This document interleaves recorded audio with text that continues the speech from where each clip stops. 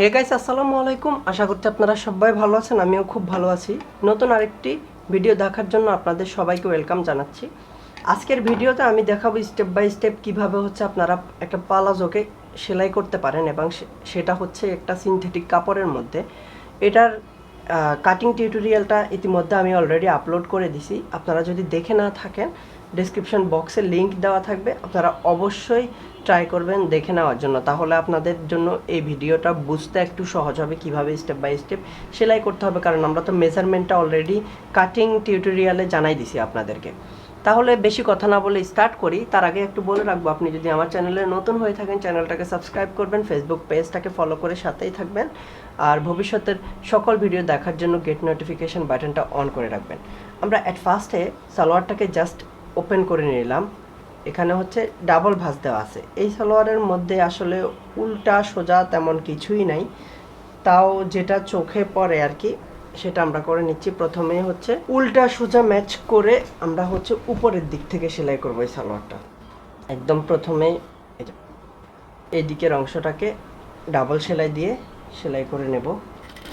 ঠিক যতটুকু কাপড় আমরা কাটিং করার সময় রাখছিলাম ঠিক ততটুকু কাপড়ই সেলাই করতেছি।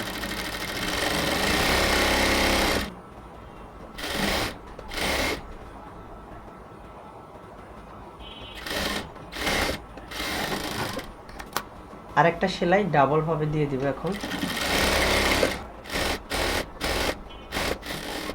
এবার হচ্ছে আমরা দোনোটা পাশকে খুব সুন্দরভাবে ওভারলক করে নিয়ে আসবো। তো সালোয়ারের উপরের দোনোটা অংশে হচ্ছে আমরা ওভারলক করে নিছি।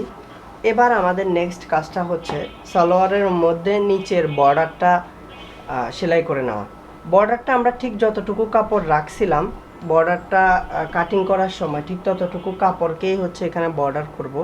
আমরা হচ্ছে 3 ইঞ্চির মতো কাপড় রাখছিলাম 2.5 ইঞ্চি একটা বর্ডার করার জন্য। কারণ আমরা চাইলে এটাকে মেজারমেন্ট করেও নিতে পারি, বা হচ্ছে আমরা যেভাবে কাটিংটা করে রাখছি ওইভাবেই সেলাই করে ফেলতে পারি। সোজা উল্টা দেখে এই জিনিসটা সেলাই করতে হবে যখন আমরা করব। এরপর হচ্ছে এদিক থেকে জাস্ট 1/2 ইঞ্চি পরিমাণ আমরা হচ্ছে ফোল্ডিং করে এটাকে সেলাই করে নিচ্ছি। ঠিক সেমভাবে হচ্ছে পুরো বর্ডারটাকে আমি হচ্ছে এভাবে ধরে ফোল্ডিংটা করে আস্তে আস্তে সেলাই করে নিচ্ছি। আপনার সৌন্দর্যটা আসলে আপনার হাতে, আপনি আস্তে আস্তে সেলাই করবেন। কাজটাতে একটু সময় দিবেন, দেখবেন যে আসলে না আপনি যে কাজটা করতেছেন সেটার সৌন্দর্য ডে বাই ডে বৃদ্ধি পাচ্ছে। এরপর এভাবে একটা প্যান্টের মুখ সেলাই করলাম, এবার আরেকটা পায়ের মুখ আমরা হচ্ছে এখন সেলাই করতেছি। দুটো পাকে আমরা হচ্ছে সেলাই করে নিছি। এবার নেক্সট কাজ হচ্ছে আমরা এটাকে ডাবল করে ধরে মেজারমেন্ট অনুযায়ী সেলাই করব। বাট দুটো পায়েরই হচ্ছে আমরা সবসময় নিচ দিক থেকে সেলাই করব, উপরের দিক থেকে সেলাই কখনোই আসবো না। অ্যাটলিস্ট প্রথম সেলাইটা আমরা অলওয়েজ হচ্ছে নিচ দিক থেকে সেলাই করার ট্রাই করব। আমাদের মেজারমেন্ট অনুযায়ী যতটুকু মেজারমেন্ট ঠিক ততটুকু অনুযায়ী দাগ দিয়ে নেব। 7 ইঞ্চি দাগ দিলাম। এবার এখানে হচ্ছে ঘন সেলাই দিয়ে উপরের দিকে আগে ঠিক করে ধরে নিতে হবে।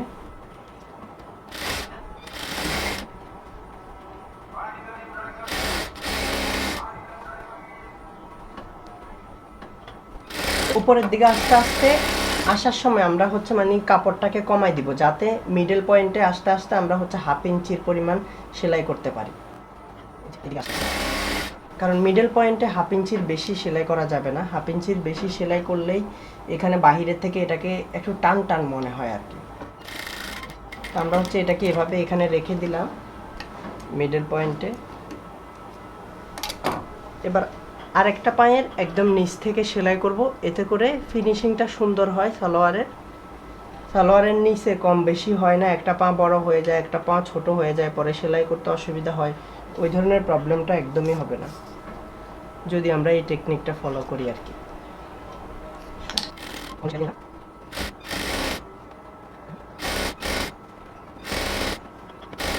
এবার আমরা হচ্ছে যেহেতু এই পাশে একটা অলরেডি লক সেলাই দেওয়া আছে, এই জন্য এই পাশটা কমপ্লিটলি ডাবল সেলাই দিতে পারবো।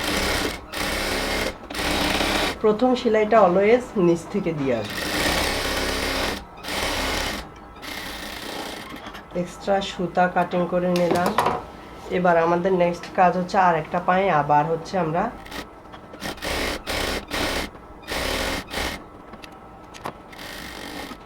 এই পায়ের মধ্যেও আমরা ডাবল সেলাই দিয়ে নিলাম। এরপর যদি এক্সট্রা কাপড় থাকে সেটাকে আমরা আগে কাটিং করে নিচ্ছি। এবার এটা কমপ্লিটলি আমরা হচ্ছে ওভারলক করে নিয়ে আসবো। আগে সালোয়ারের পুরো পাটাকে হচ্ছে আমরা ওভারলক করে নিয়ে আসলাম। ওভারলক করে নিয়ে আসার পর এবার আমাদের নেক্সট কাজ হচ্ছে এদিকে যে এক্সট্রা কাপড়টা আছে এই কাপড়টাকে ফোল্ডিং করে সেলাই করে দেব, না হলে এটা বাহিরের থেকে দেখা যায় সালোয়ারটা পরার পরে। এটা হচ্ছে মানে একটা পারফেক্টলি লুক দেওয়ার জন্য যা যা করা দরকার আপনার পক্ষ থেকে আপনি সবই করবেন। তো আমরা দুটো পায়েরই সেমভাবে সেলাই করে নিলাম। এবার আমাদের নেক্সট কাজ হচ্ছে ইলাস্টিকটা লাগানো। ইলাস্টিকটা লাগানোর জন্য আমরা সালোয়ারটাকে সোজা করে নিচ্ছি। সোজা করে নেওয়ার পর আমরা এপাশে কিন্তু কাপড়ের এই যে কাছাটাই আছে, মানে হচ্ছে কাপড়ের একবারে পাশে যে পার্টটা থাকে সেটাই আছে, ওই জন্য আমরা এখানে এক্সট্রা ডাবল সেলাই দিচ্ছি না। আমরা জাস্ট হচ্ছে এখান থেকে ইলাস্টিকটা নিয়ে সেটাকে মেজারমেন্ট করে নেব। আমরা ইলাস্টিকটা হচ্ছে 12.5 ইঞ্চির মতো রাখবো এখানে। এরপর ইলাস্টিকটাকে ডাবলভাবে বাস দিয়ে কাটিং করে নেব। এবার ইলাস্টিকটা খুব ভালোভাবে জয়েন করে নেব। আগে আমি ইলাস্টিকটা অলওয়েজ হচ্ছে 3টা সেলাই দিয়ে জয়েন দিই, যাতে দুটো খুলে গেলেও 3 নাম্বারটা না খোলে, কারণ ইলাস্টিক খুলে গেলে সেটা আবার ঠিক করা অনেক ভেজালের একটা কাজ। প্রত্যেকটা সেলাই খুলতে হয়, এরপরে ইলাস্টিক ঠিক করতে। এভাবে আপনারা ঠিক জয়েন্ট দিয়ে নেবেন। এবার নেক্সট কাজটা হচ্ছে কোমরের মধ্যে আমরা হচ্ছে ইলাস্টিকটাকে বসাবো। কোমরের মধ্যে ইলাস্টিকটাকে বসানোর পরে হচ্ছে আমরা এর উপরের থেকে এটাকে ফোল্ডিং করব। বাট আমরা ইলাস্টিকের উপরে সেলাই করব না, ইলাস্টিকের পাশ দিয়ে সেলাই করব, যাতে ইলাস্টিকটা ভিতরে মুভ করতে পারে সেটা খেয়াল রেখে।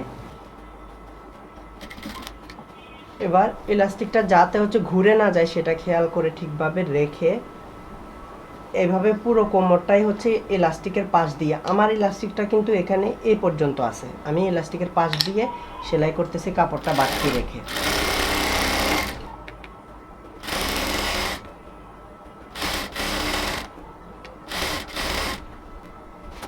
ওকে, কোমরের মধ্যে আমরা হচ্ছে এবার ইলাস্টিকটাকে টেনে বের করে নিয়ে আস্তে আস্তে সেলাই করে নিচ্ছি।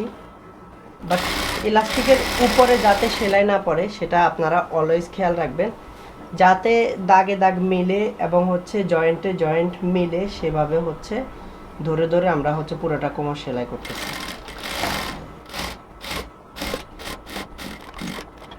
পুরো কোমরটা শেষ। এবার কাপড়টাকে আমরা হচ্ছে পুরো কোমরের মধ্যে ঠিক করে দেব। যদি কোনো জায়গায় বাড়তি সুতো থাকে সেটা অবশ্যই কাটিং করে নেবেন। আর এই কোমরের কাপড়টাকে আমরা হচ্ছে প্রথমে একটু মানে হচ্ছে চারদিকে ছড়াই নিলাম। এরপরে এই ইলাস্টিক যেটা এটাকে আমরা হচ্ছে চারদিকে টেনে যাতে চারদিকে কাপড়টা সমানভাবে চলে যায়, ওই জন্যই আর কি এভাবে করতে হবে। এভাবে কয়েকটা টান দিলে দেখবেন যে চারদিকে কাপড়টা ছড়িয়ে পড়তেছে। এবার দেখুন চারপাশে কিন্তু কাপড়টা সমানভাবেই আছে। এবার আমরা যে জায়গার কাপড় ওই জায়গায় ফিক্সড করে দেব হচ্ছে ইলাস্টিকের উপরে এবার সেলাই দিয়ে। ঠিক মিডল পয়েন্ট বরাবর আমরা হচ্ছে সেলাইটা শুরু করব। একদম যতটুকু কাপড় আমরা ধরতে পারি ঠিক ততটুকু কাপড় ধরে টেনে টেনে সেলাই করব। দুপাশ থেকে ইলাস্টিকটা টেনে ধরে এই সেলাইটা দিতে হবে।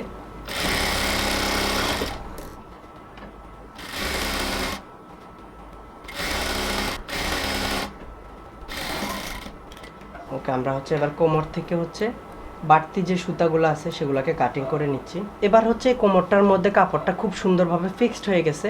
এভাবে আপনারা লাগালে ইলাস্টিকটা বাঁকাও হবে না, ইলাস্টিকটা ভেঙেও যাবে না, কোনো দিকে ঘর ছোট বড়ও হবে না, খুব সুন্দরভাবে সেলাই করতে পারবেন। আর এটা কমপ্লিটলি আপনি একদম সালোয়ারটা যতদিন পরবেন ঠিক এরকমই থাকবে।